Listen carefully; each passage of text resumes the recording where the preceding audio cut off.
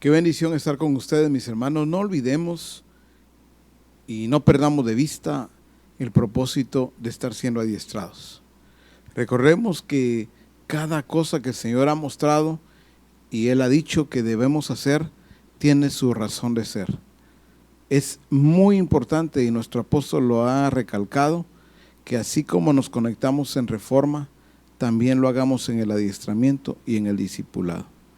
No es bueno cuando vemos nosotros como ministerios o discípulos que somos todos, a otros hermanos que dicen, bueno, yo me conecto al adiestramiento y eso es suficiente, o al discipulado o a reforma. Es importante que lo hagamos de una manera permanente, que recibamos lo que el Señor nos está dando a través de nuestro apóstol en Reforma Apostólica. Es vital, es necesario para nosotros, pero que también sigamos siendo perfeccionados a través del adiestramiento y el discipulado. Eso nosotros todos lo necesitamos. Necesitamos poner por obra aquello que el Señor ha estado hablando, aquello que el Señor ha estado mostrando, y por sobre todas las cosas, que nos encontremos todos y cada uno de nosotros cumpliendo su propósito. Vamos a continuar hoy con el capítulo número 7. El capítulo número 7 en la etapa que estamos, que es adoración. Vamos a ver la adoración en los verdaderos adoradores. Juan capítulo 4 y verso 23. Mas la hora viene y ahora es. Cuando nosotros leemos y escuchamos esta declaración, suena un tanto contradictoria porque allí hay una conjugación de tiempo futuro con tiempo presente, y podríamos nosotros llegar a pensar, bueno, realmente ¿en qué consiste esta declaración? Y entonces resalto dos aspectos importantes. El primero es que recordemos que Jesús es el Señor, Él es soberano. Como Señor, como soberano, Él no está sujeto al tiempo. El tiempo está sujeto a Él. Y número dos, que debemos comprender también que regularmente nosotros no nos movemos o no nos hemos movido en el tiempo del Señor. Nos hemos movido en un tiempo distinto. Eso nos ha llevado a movernos cuando no debemos, o cuando debemos no movernos. Entonces, el tiempo justo es necesario también entenderlo. Por ejemplo, a veces nos precipitamos cuando debiéramos de esperar el tiempo. Hay ejemplos, aquí escribo uno que es en Juan capítulo 7 y dice en el verso 4, Juan 7:4. Porque ninguno que procura darse a conocer hace algo en secreto. Si estas cosas haces, manifiéstate al mundo, porque ni aun sus hermanos creían en él. Pero dice en el verso 6, entonces Jesús les dijo, mi tiempo aún no ha llegado, mas vuestro tiempo siempre está presto.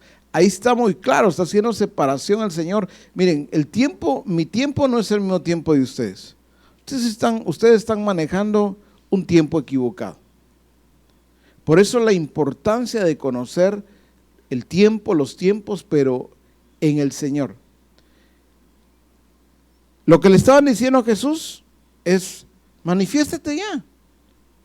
Si tú eres el Hijo de Dios, ¿por qué no te manifiestas abiertamente? ¿Por qué no le dices a todos, pues, yo soy, conózcanme, yo soy? Date a conocer, no hagas las cosas así en secreto, le estaban diciendo. Y Jesús dice, mi tiempo aún no ha llegado. Jesús estaba moviéndose en el tiempo del Padre, pero dice, mas vuestro tiempo siempre está presto. Estoy mostrando entonces cómo es que a veces nos precipitamos, queremos hacer algo ya, inmediato, pero ese no es el tiempo del Señor. Pero otras veces acontece todo lo contrario. Ahí mismo en Juan, en el capítulo 4, Vamos a ver en el verso 35 el otro ejemplo, y estamos hablando de cómo fácilmente podemos desfasarnos en el tiempo. Dice verso 35, ¿no decís vosotros, aún faltan 4 meses para que llegue la siega? He aquí os digo, alzad vuestros ojos y mirad los campos, porque ya están blancos para la siega. Ahora, miremos qué importante, es un texto que nosotros lo hemos conocido, lo hemos leído, pero hay una referencia que tiene que ver con tiempo. Ustedes dicen que faltan 4 meses, pero yo les digo, ya están listos, ya están, los campos ya están blancos para la siega. Entonces, una vez más, en este caso, esperando un tiempo cuando había que actuar, ya era el tiempo. En el anterior, no estaban esperando, estaban precipitándose. Manifiéstate, date a conocer ya. No, mi tiempo todavía no ha llegado. Entonces, en la vida de un adorador, de todo discípulo de Jesucristo, es importante conocer los tiempos. Por no conocer el tiempo o los tiempos, entonces nos precipitamos, corremos, o todo lo contrario, nos detenemos, esperamos cuando debíamos estar accionando en aquello que el Señor ha dicho. Entonces, cuando volvemos al texto inicial, Jesús dice, mas la hora viene y ahora es. Él está confirmando que el tiempo ha llegado para manifestar, para dar a conocer esta revelación que tiene que ver con los adoradores.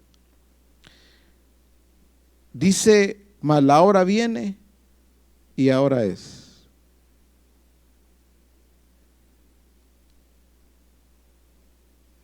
Fíjese bien, mas la hora viene. Recordemos que Cristo Jesús, Él iba a morir en la cruz del Calvario, para lavarnos con su sangre, para hacernos a todos aquellos que le reconocemos como Señor, sus adoradores. La hora viene, porque Él todavía no había sido crucificado. Y ahora está refiriéndose a la revelación que Él iba a dar en ese momento acerca de la adoración, acerca de los adoradores también. Nunca antes se había hablado de los adoradores. Sin embargo, llegó el tiempo de la manifestación gloriosa de los verdaderos adoradores. En el reino de Dios vamos a encontrar nosotros tantas cosas tan bellas, tan hermosas, tan fundamentales para que nosotros las aprendamos. El reino de Dios, uno de sus tantos beneficios, es que revela lo que es legítimo, pero también deja expuesto lo que no es. Esto es para que nosotros vayamos separando lo verdadero de lo falso. Sin embargo, hay un detalle importante acá. Jesús no tomó tiempo para estar explicando y enseñando acerca de lo falso, en este caso, y Él se remontó a lo verdadero. Él habla de los verdaderos adoradores. Y si Él no tomó tiempo para hablar acerca de lo falso, no se entretuvo en eso, pues creo que nosotros tampoco tenemos por qué hacerlo. Por eso dice, cuando los verdaderos adoradores. Pero luego dice, adorarán al Padre. Cuando dice, adorarán al Padre, yo encuentro ahí, mis hermanos, un principio fundamental. Y el principio es hacia quién debe ir dirigida la adoración. Los verdaderos adoradores adorarán al Padre. La verdadera adoración entonces debe ser entregada únicamente a nuestro Dios. Vemos en Apocalipsis, capítulo 4, dice allá en el verso 11, si me acompañan o lo hacemos juntos, dice: Señor, digno eres de recibir la gloria y la honra y el poder, porque tú creaste todas las cosas y por tu voluntad existen y fueron creadas. Señor, digno eres de recibir la gloria, la honra y el poder. Nuestro Dios es el único digno de recibir toda honra, toda gloria. Él es el único digno de recibir aquello que nosotros vamos a entregar, tan sublime como es la adoración. Es al único que debemos rendir culto. No hay a nadie más, ni en los cielos, ni en la tierra, ni en las aguas, ni debajo de la tierra, a quien más nosotros le rendiremos culto. Cuando el apóstol Juan tuvo esta revelación le fue dada por medio de un ángel. Y dice en las Escrituras, en el capítulo 22, donde estamos ahora, de Apocalipsis. Apocalipsis 22 dice en el verso 8, versos 8 y 9: Yo, Juan, soy el que oyó y vio estas cosas, y después que las hube oído y visto, me postré para adorar a los pies del ángel que me mostraba estas cosas. Pero él me dijo: mira, no lo hagas, porque yo soy consiervo tuyo, de tus hermanos los profetas, y de los que guardan las palabras de este libro. Y termina diciendo: adora a Dios. Adora a Dios. No tienes por qué adorarme a mí, dice el ángel. Este ángel no solamente está bien ubicado, sino que naturalmente ubica también al apóstol, en este caso, al apóstol Juan. Cuando alguien, podemos resaltar aquí, está bien ubicado, pues con mucha facilidad va a poder ubicar a otros. Por eso es importante que tú, como ministerio, y yo estemos bien ubicados.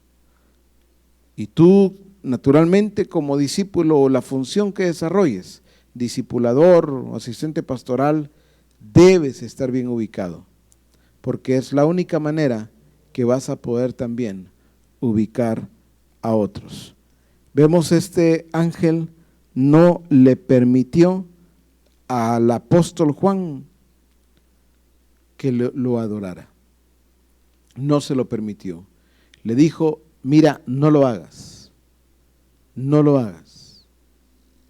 Y qué importante es entonces entender que aunque era apóstol, el apóstol Juan, sin embargo llegó un momento en que él se desubicó, estaba perdiendo el propósito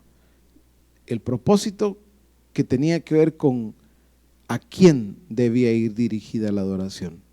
Por eso él le dijo: adora a Dios. Y cuando nosotros vemos la integridad y el celo en la vida de un adorador, como Jesús nos lo enseñó, va a ser muy firme y no va a quebrantar los principios del reino. Un adorador no quebranta los principios del reino. Dice en Mateo capítulo 4 y verso 10. Dice claramente: entonces Jesús le dijo: vete, Satanás, porque escrito está: al Señor tu Dios adorarás y a Él solo servirás. Al Señor tu Dios, al Señor tu Dios adorarás y a Él solo servirás. Quiere decir, mis amados hermanos, que aún el mismo Satanás debe rendir adoración a Dios. Algo de esto escuchábamos hace algunos días en Reforma que nuestro apóstol lo enseñaba. Como él está sujeto a Dios, como él también debe adorar a Dios. Esto es lo que dice la Escritura, eso es lo que dijo Jesús. Al Señor tu Dios le dijo, adorarás. Él es tu Dios también. Algunos tienen la idea de Satanás que anda ahí solo haciendo lo que quiere. No, él está sujeto a Dios. Y no solo está sujeto, él también le rinde adoración a Dios. Si no, Jesús no le hubiera dicho, al Señor tu Dios adorarás y a él solo servirás. Él es un instrumento en las manos de Dios. Por eso la adoración genuina solo puede ir dirigida al Señor. Solo puede ir dirigida a Dios, a nuestro Padre. Y nadie, absolutamente nadie más puede adjudicarse ese derecho legítimo de recibir la adoración. Entonces, recuerden cómo vamos. Mas la hora viene y ahora es, cuando los verdaderos adoradores adorarán al Padre. Luego dice en espíritu. Y cuando la Escritura dice en espíritu, es que Jesús, al hacer esta declaración, está diciendo que todo aquel que adora debe adorar de acuerdo a la naturaleza del Padre. Debe adorar de acuerdo a la naturaleza de Dios mismo. Pero ¿cómo acontece eso? ¿Cómo sucede? Muy bien, esto es a través del nuevo nacimiento. Por eso, cuando Nicodemo se encuentra con Jesús, le dijo, de cierto, le dijo Jesús a Nicodemo, el que no naciere de nuevo, en Juan 3, no puede ver el reino de Dios. De cierto, el que no naciere de agua y del Espíritu, que no naciere de agua y del Espíritu, no puede entrar en el reino de Dios. Entonces, para adorar a Dios de acuerdo a su naturaleza, es necesario que haya nuevo nacimiento.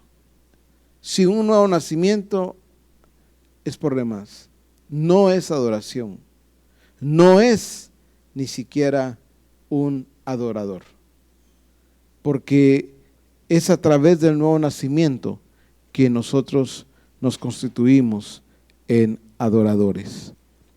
Para adorar al Rey de Reyes y Señor de Señores, necesitamos conocer sus principios, sus leyes, sus mandatos, la cultura aún de su reino, porque es ahí donde nosotros vamos a conocer su verdadera naturaleza. Es allí donde nosotros vamos a conocer tal y como es Él.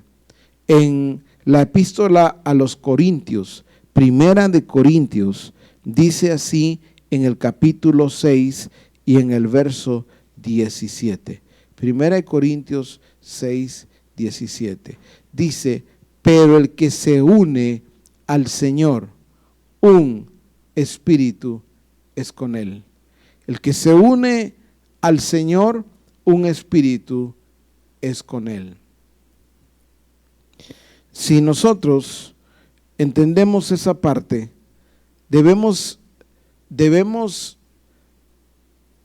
comprender o conocer un punto bien importante.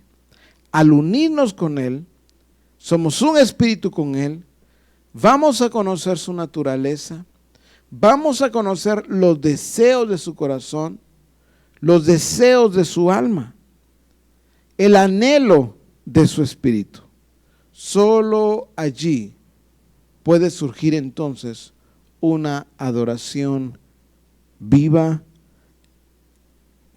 una adoración revelada desde lo más profundo del corazón de Dios. El que se une al Señor, un espíritu es con Él. Somos uno en Cristo Jesús. Si alguien pretende adorar a Dios ignorando su carácter, ignorando su naturaleza, ignorando su esencia, sus mandamientos, sus principios, sus mandatos, estaría adorando al Dios no conocido. Y es exactamente lo que acontece cuando Pablo llega a Atenas. Dice en Hechos capítulo 17. Hechos 17, veamos este escenario interesante, y dice en el verso 22. Entonces Pablo, puesto en pie en medio del Areópago, dijo: varones atenienses, en todo observo que sois muy religiosos, porque pasando y mirando vuestros santuarios, hallé también un altar en el cual estaba esta inscripción: al Dios no conocido, al que vosotros adoráis, pues sin conocerle, es a quien yo os anuncio. Esta parte definitivamente me impacta muchísimo, porque la declaración de Pablo es: en todo observo que soy muy religiosos. Les dijo a los atenienses: ustedes son religiosos. Ellos seguramente se sintieron bien, se sintieron cómodos con lo que les estaba diciendo el apóstol Pablo. No entendían exactamente lo que les estaba diciendo con seguridad. Lo tomaban o lo tomaron, lo interpretaron de otra manera. Pero cuando él les dice religiosos y les dice: he estado viendo los altares que ustedes tienen, los santuarios que ustedes tienen, pero hay uno en particular que me llamó la atención. Hay uno que ustedes le llaman allí al Dios no conocido. Voy a figurarlo de esta manera. Los atenienses, ellos eran muy idólatras, eran muy religiosos, entonces tenían cada uno de sus altares: el dios de la luna, el dios del sol, el dios de la lluvia, el dios de la siembra, de la cosecha, y así sucesivamente. Entonces, para no dejar descartado ni uno solo, hicieron un altar por aquello que existiera otro Dios que para ellos no lo conocían. Le pusieron a ese altar al Dios no conocido. Según ellos, ahí entonces estaban completitos, estaban todos los dioses que ellos conocían, y aún si había un desconocido, ahí tenía su altar al Dios no conocido. Y sin embargo, le adoraban. Llegaban a ese altar donde estaba allí la inscripción al Dios no conocido, y ahí se ponían a adorar los atenienses. Entonces Pablo les dice: al que vosotros adoráis, pues sin conocerle, a él es a quien yo os anuncio. Es al que yo les vengo a dar a conocer. Pero ¿qué podemos nosotros sacar de acá, de lo que está diciendo el apóstol Pablo? Lo que llama poderosamente mi atención es que cuando nosotros adoramos, cualquiera que adora a Dios ignorando su naturaleza, ignorando su carácter, su esencia, está adorando al Dios no conocido. Por lo tanto, esa es una adoración religiosa. Esa no es una adoración que entrega un verdadero adorador. Es muy importante entonces que nosotros le conozcamos a Él, que nosotros conozcamos todo lo que tiene que ver con Él y su reino, porque solo así vamos a entregar una verdadera adoración. Oremos. Padre, muchas gracias, porque una vez más hablas a nuestro espíritu, hablas a nuestro corazón, y una vez más nos muestras, Señor, aspectos tan importantes tan vitales para que nosotros los apliquemos y que nos encontremos de esta manera, haciendo exactamente conforme a tu corazón, haciendo exactamente de acuerdo a tus principios, de acuerdo a tu naturaleza. Sea bendito tu nombre por los siglos de los siglos. Amén. Mis amados, precioso lo que estamos nosotros recibiendo. Es maravilloso que podamos sumergirnos en el río de Dios y que el Señor se siga revelando a nosotros de la manera en que Él sabe hacerlo. Esta palabra que estamos recibiendo en este adiestramiento, no olvidemos que siempre ha sido y es para que nos ejercitemos, es para que lo apliquemos correctamente. Ustedes y yo somos esos verdaderos adoradores, no porque nos estemos autoproclamando, sino sencillamente porque el Padre ya lo determinó a través de Jesucristo. Hemos nacido de nuevo, hemos sido lavados con la sangre de Jesucristo. Vamos a continuar con este capítulo la próxima semana. Les espero entonces el próximo martes a la misma hora, y no olvidemos Reforma y el discipulado también semana a semana. Bendiciones para todos mis amados y un abrazo.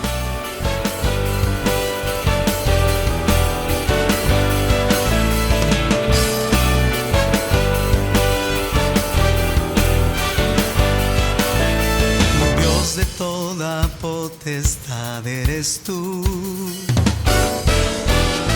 Nada se compara a tu poder. Reinas con justicia y autoridad.